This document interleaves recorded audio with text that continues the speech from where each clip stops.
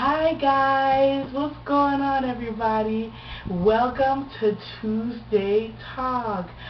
I am so sorry I have not made a Tuesday Talk in about 2 weeks because life just happened to us. You know what I'm saying?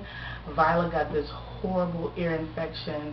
Like, this is like her first ear infection, and she was so sick, and she started to have a bad reaction to the milk that she had been on since she was like 8 weeks old. And so now Viola's on toddler milk. So, and then we had this weekend, Father's Day weekend. My husband and I and my mother-in-law and Viola, we all went to Orlando for a great Father's Day trip, and we had a great time until Sunday when I got food poisoning and I had to be hospitalized, and it was just so crazy. And then the very next day my husband got sick too. So of course I'm not gonna vlog that because, come on. I was so sick, and so was my husband. He was very sick too, and we're still not 100%, but we have our medication, and so we're just trying to keep on keeping on. When you're working parents and stuff, I go to school full time, my husband works full time, we have our baby. You can't really, there's no sick days. You just got to just keep pushing. And so that is the reason why we have been MIA. I forgot my freaking camera at home for the trip. I forgot my camera, and so I didn't get to vlog. And so I was able to take some pictures with my mother-in-law's camera, but she doesn't have video. And so we got some pictures of the weekend, but we didn't get any video because I left my camera home because I was so just running around trying to get everything. I just forgot. But anyway, aside from all of that, this is Tuesday Talk, not regular vlog time, but I just wanted to explain where I've been and let y'all know that I didn't forget about y'all. It's just I don't vlog when I'm sick, or and I didn't even have a camera to vlog, no way. So so that's just what happened. But we're just gonna get right into it. And this what we're going to be talking about, or what I'm going to be discussing, is going to be a little bit controversial. And so, all I ask is that, you can respectfully disagree, but just keep it respectful. I respect your views as long as you remain respectful of mine. And that's just pretty much it. So the first thing, of course, has been all over the news, and it's just so disheartening that in 2015 we are still dealing with this kind of ridiculousness. The South Carolina shooting, there was a shooting a week ago, I believe, in South Carolina. A group of people were at Bible study, and I used to be the one, years and years ago, I used to go to Bible study to sing. I used to go to Bible study faithfully, so this could have easily been myself. People at Bible study, minding their own business, and this guy comes in and he kills everybody, and it's just ridiculous. And the guy, of course, was sick. He felt like he had to do it because he didn't like black people, and whatever his reasoning was, it's just horrible that we're still fighting this fight, hundreds and hundreds of years after we thought that things were getting better. And I know for the most part, even though the world is where it is today, there's a lot of subtle racism. There's a lot of different things that are not as blatant as they were like in the 50s and 60s. And racism is still alive and well to this day. And it's really unfortunate that people are still so very ignorant that they develop this deep-seated hatred against people. We have no choice in how we are born. We have no choice. There is nothing that says you get to pick a box that says, do you want to be black, or do you want to be white? Do you want to be this, or do you want to be that? We have no choice in the matter. And so for people to develop this deep-seated hatred based on the color of a person's skin or their ethnicity, which none of us have a choice in the matter, I think it's just utterly ridiculous. It's ridiculous, it's ignorant, it's stupid, you know? It's so stupid.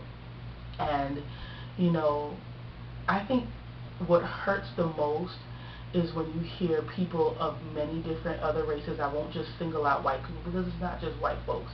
It's other people too, especially folks that migrate here that really don't understand the history of slavery. And even myself, being an African American young woman, I had no clue before I went to college. And that's why I feel like college is beneficial for a lot of people, because you learn things that you really never would have known if you did not go to college. And I took an American history class, and I mean, the history of the United States is a very tortured one, and a very disappointing, it's not something I would want to celebrate. I mean, there's some wonderful aspects of it, but in the very, very, very beginning, you know, when the settlers first came to the New World, they weren't alone. You know, there were Indians here. They killed off these people, you know, took over the land, either killed them off or, you know, infected them with so much disease that they died off. You know, and if you don't believe me, go get a book and read about it. Do your research. You know, it was a horrible class, and I used to have nightmares about it. And how, you know, a lot of the English settlers, they didn't know how to farm. They didn't really know how to survive on their own, so a lot of them died off because they just didn't know how to survive in the conditions, didn't know how to take care of themselves. And that's when the idea came to bring Africans over here, because they tried to enslave the Indians, but Indians, they couldn't communicate with them with the language barrier, and Indians just refused to be enslaved. So they couldn't enslave them, but we, I guess, were people that were easily enslaved. And so we could work out in the sun because of the melanin in our skin. We could work out in the sun. And, you know, that history of it was a horrible history. When we were free, when the slaves were freed, it wasn't like the slaves were freed and everything just was like honky-dory. No, there was like a bounty on everybody's head. There was no law, there was no order. You know, free slaves were pretty much homeless. You know, out just wandering about. They had a plantation, a place to stay, a place to be, and once they were freed, a lot of plantation owners just, okay, you're free, go, you know. And you had to deal with people kidnapping, you know, folks, putting them back into slavery, murdering, and the government turned a blind eye to so much horrid. The history is, please do your research. I can't stress that enough. When I took that history class, and this was a regular old history class, not African American history, but it's a part of American history, and the truth in that particular textbook, the truth was exposed and the truth was told, and it was a horrible, horrible, nasty history of just, you know, vileness, where people developed, because we weren't even considered human beings. You know, slaves were not even were considered humans. And so I get the mindset. I do understand the mindset, you know, that those people had, where you take something that you owned, and now the government is telling you that you have to free it and respect it as an equal. Yes, some people had a difficult time adjusting to that fact, and some people just develop this thing like, I'm never going to accept them as my equal. And that's where they just, from generation to generation, we were always looked upon as less than human and didn't, you know, require respect, you know, or our life was not valued. You know, there have been times in our history where people murdered, just completely brutalized. You know, you could, in the early 1900s, you know, any white person or anybody could go into a black person's home, pull them out of their house, beat them, murder them, torture them, and they would not face any kind of justice. they wouldn't be held accountable for it. And when you go through so many years of that kind of stuff happening, you know, you kind of, you have to understand that that stuff does not go away, you know. And now we're going into to the time now where stuff like that is starting to happen again, where you got the police that's abusing their authority. And I'm not saying that everybody is like that, but you know, you're hearing all of these different incidences where folks are just taking the law into their hands and just being completely abusive with it, you know. But in this particular case, I mean, this was just an act of just complete hatred, and it's just unfathomable. I can't even imagine, you know. And it scares me to death because I was the kind of person, you know, that went to Bible study religiously every Tuesday night, you know. I went to a mega church, and you know, we had instances where we have something called, if you're not familiar, you know, with the church setting, and you know, nowadays, I grew up, you know, Seventh-day Adventist, and very, very small, close-knit type thing. But when I became an adult, I transitioned and wanted to, you know, venture out, and I started going to a Baptist church. But I went to a mega church, very, very large church, and they had something called peacekeepers, which were off-duty police officers that would stand on post at each exit with their guns. And I just thought that was the strangest thing. Like, why are there police officers of the church? Nothing should happen like that. But then when you hear about all these shootings, you're like, oh my gosh, you do need that kind of security. You do need off-duty police officers to stand watch at, you know, in service, because we've had people, you know, who, you know, create a disturbance and have to be escorted out. People who are not, you know, completely there in their mind, and they create disturbances and things of that nature. But on the flip side, you know, with this situation happening, it's like you don't want to judge people. You want to welcome everybody with open arms, but also you want to be safe, and you want to be cautious of your surroundings, you know what I'm saying? And so it's a very, very horrible, unfortunate situation. And it's just sad, you know, that folks are not educating themselves, you know, to just have a different mindset. I get if you don't really feel you don't want to be around, you know, people of this race or that race or things of that nature. I get it, you know, but my issue is that if you want to stay in a certain type of community, you stay to yourself. There is no reason. If I dislike somebody for whatever reason, there's no reason to hurt them. You know, there's no reason to hurt them. I don't condone none of that stuff. You know, keep your distance. You stay, because my thing is, I respect folks for what they believe and what they choose to do with their life.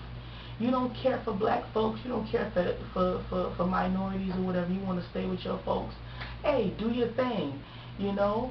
I'd rather you stay over there than to cause problems, you know, bother me, or, you know, cause, you know, me any kind of discomfort or be ridiculous towards me, you know. But to just go out of your way to try to hurt people, you know, I just feel like that is just ridiculous, and it's just, it needs to stop. You know, and I think the government is so preoccupied with ISIS and all these other different things in other different countries. They need to take a handle on the domestic terrorists that live here. The Ku Klux Klan and all these different crazy race groups should have never been allowed to continue to gain. You know, that stuff should have been eradicated years and years and years and years and years ago. Stuff like that should not be allowed to exist today, because it's horrid. You know, if you hate folks so much, you move out of the United States and get you an island somewhere, and you just be happy on your little island.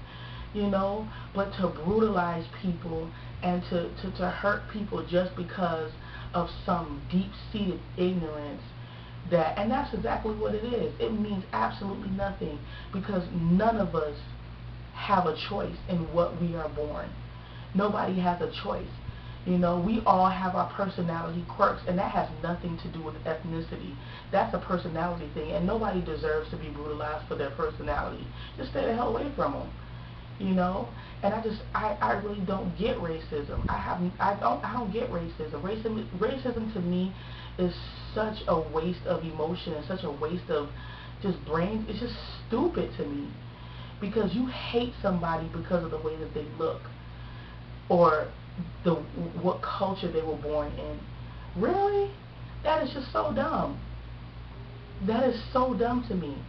But anyway, I mean, and I think I applaud the governor of South Carolina, Governor Haley, for, you know, taking steps forward to getting them to remove the Confederate flag. Because a lot of people don't, they can say whatever they want, but do your history. The Confederate flag holds a lot of negativity. You know, me personally, you know, I grew up, you know, learning about the Confederate flag and what it symbolizes, and it means different things to different people, but for me, it's a negative connotation. You know, whenever I go anywhere, and I live in the deep South, like South Carolina ain't the South. I live in South Florida. Like, we're at the end, you know, right there in Miami. Like, you can't get no further south than that, you know. You know, even though I live in a big city, we still live in the deep South, where there are certain parts of Florida I will not go to, because they straight up like you're not welcome. You know you're not welcome. And you don't put, you know better than to put your black folks know, you know, this is where we can, you know, come, this is where we can be at, and there are certain places we just can't go, you know, because you just don't want no problems with nobody, you know. And that's the reality of living, you know, in certain areas. You know, we live in the deep South. There are certain parts of Florida that we know, you know, they have their Confederate flags. They are not friendly. They don't want you there, you know. In this day and age, 2015, 21st century, you know, yeah, by law we can go there, but we don't want no problem, so we just refrain from being over there, and we just look at the folks. You know, we see a bunch of Confederate flags. You know, like, no. You know, I remember when I was like 8, and my family moved to Homestead, Florida. Homestead, Florida, that's almost to Key West. And we're talking about 1989, 1990. We joined this church, Homestead Seventh-day Adventist Church, which was 110% white. There was this old lady, I promise you not, that looked at our family and said that was the first time she had ever seen black people other than on TV. She never saw black people in person. Homestead, Florida, which is 15 minutes away from Miami. Never seen black folks. 1990. Isn't that crazy?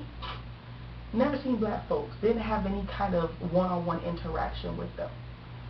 It's insane, you know.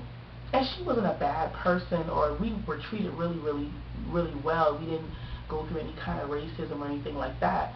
But it was a new experience. Like, they got to know us, and it was just really interesting that they had never come in contact with black people, you know. And, you know, since then, it has, you know, that area is completely populated with all kinds of folks. But back then, segregated and had no clue, you know. But it is what it is. You know, I just wanted to come on here and talk about it, and, you know, you share your thoughts about it. And I think we just have to be mindful of our surroundings, and this situation is gonna make people even more, you know, judgmental, because, you know, it's like now when you go to church, you're gonna be like looking at everybody afraid, and that's not what, you know. You're supposed to be able to go to church and fellowship and enjoy the word, enjoy the service, not be looking over your shoulder, wondering, oh my God, there's a white guy in a trench coat. Should I just get up and leave? You know what I'm saying? Like, I don't know. It's just, it's very disheartening. Also, again, McKinney, Texas, saw the situation with the young kids at a pool party, and the police officer completely out of control. And I just really don't understand why it took all of that. I mean, like, it was completely unnecessary for him to throw that young girl on the ground the way that he did. Like, we're not talking about no hardened criminal. We're talking about somebody that's 14, 15 years old. That's not even a threat to you. The girl can't do nothing to you. She's in a bikini, for crying out loud. You know, he should have lost his job off rip. I don't care what damn color he was, black, blue, green, or purple. He should have lost his damn job. Because, and I don't care what happens, when you're a police officer, you have to anticipate. Your job is a high stressful job. You know, I heard in the news they were trying to make excuses, saying that he was on a suicide call and he was really stressed out. No excuse. You took that job, you knew what it entailed. You know, that young girl didn't do anything to him to elicit that kind of response. You know, for him to throw her to the ground. And then they're pulling out their gun. And you got kids running around. They're teenagers. It's just so silly to me. And it's like, when does it stop? Like, we need to go back to the drawing board at the police academy and retrain these officers on how to handle certain situations. You know, because we watch Lock Up, we watch Cops, and I see the same thing over and over again, like just unnecessary force. You know, they just do things because they can do it. You know, and I just think it's ridiculous. There should be, you know, a code of conduct, a standard that should be implemented. And if you know, go past that or you go left, you risk you know, losing your job behind it. That should not be tolerated. But again, police officers for years and years and years have been allowed to, you know, operate however they wanted to operate, you know. And so now that things are starting, we're in the age where everything is videotaped, nothing is a secret. You can't really get away with a whole lot nowadays because somebody has a cell phone camera out. It's just like, you know, you should be a little bit mindful of your actions now that, you know, everything is videotaped and documented. But hey, you know, what can I say? It's just really, really unfortunate. And I pray. Sometimes when I look at the news, it's like I'm just like, Jesus needs to hurry up and come soon. You know, so we can all go to glory and just go to heaven and be happy, because it's like the world is getting worse and worse and worse. And no matter how much you try to put positivity out there, there are some people who just insist on being negative, who insist on, they thrive off of negativity. You know, they thrive off of, you know, just chaos. And it's just ridiculous. It's just ridiculous. And so, you know, before you comment or before you say anything crazy, you know, just do your research. You know, I did my research. I took an American history class. I'm not saying that all of American history is just horrid and this deep, dark past, but the United States of America has a past that included a lot of brutality, a lot of murder, a lot of abuse, and just plain old just disregard for human life. You know, just completely, just the fact that they even thought that it was okay to use human beings, not cattle, not dogs, not cats. We're talking about people who have the same red blood flowing through their veins as them, to treat them as property. You know, that is something that cannot be denied, nor can it be forgotten. Because I hate when people say, oh, we need to just get over slavery. No, we're not going to ever get over slavery. You know, If you don't revisit the past every so often and teach your kids about the past, you know, then you'll never learn from it and you will repeat it, you know. I hate when people put other acts of genocide, you know, that happened in other countries and try to, you know, say that, oh, well, that's not as bad as this or that's not as bad as that. It's all horrible and it's all wrong. No matter where it happened or who it happened to, it's all wrong. You don't treat people that way. People are not to be treated that way. And a lot of people are going to have a lot to account for, you know, when Judgment Day comes and they have to look over their life and say, what did you do over your life? You know, at some point you're going to have to face the consequences of it. You know, a lot of people are going down for a lot of things that they did, you know. But this is just two things in history that, you know, another incident goes down in history that says that even though we think that we've come so far as a country, as a society, you know, we still have a lot of work to do to try to eradicate this hatred, just hatred for people itself, you know. And I know I ruffled a lot of feathers with my last post, and I'm not mad at anybody, you know. I just feel like, you know, we all have our opinions and we all have, you know, but my thing is that, you know, just respect folks and what they believe in. You know, just because a person has a different view, that doesn't mean they condone, you know, stuff that happens, you know. And even if they do, okay, you condone it, cool, you know, whatever. It's kind of messed up, but okay, whatever, you know. So I'm not out here trying to hurt nobody's feelings, you know, or anything like that, and that's not my, y'all know that's not my intent.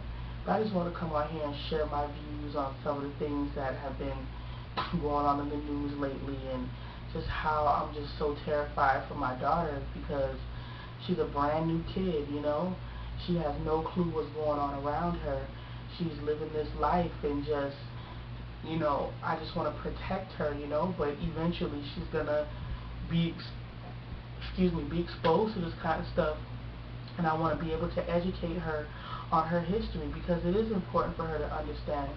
You know, there's a lot of black folks, a lot of people, a lot of black folks especially that's walking around here that have no clue. No clue.